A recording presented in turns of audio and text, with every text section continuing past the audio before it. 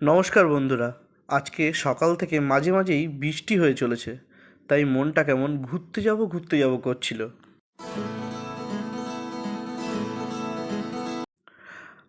আর যেমন ভাবনা তেমনি কাজ, বেরিয়ে পড়লাম বৃষ্টি মাথায়।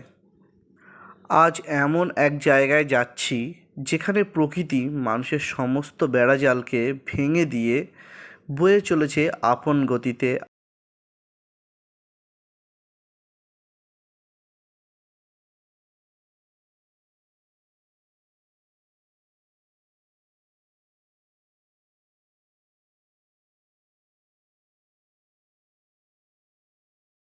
চলে এসেছি ইছামতি নদীর তীরে টাকি শহরে। আপনারা দেখতে পাচ্ছেন এখান থেকে বাংলাদেশ দেখা যাচ্ছে, ঠিক ওই পারটা কিন্তু বাংলাদেশ।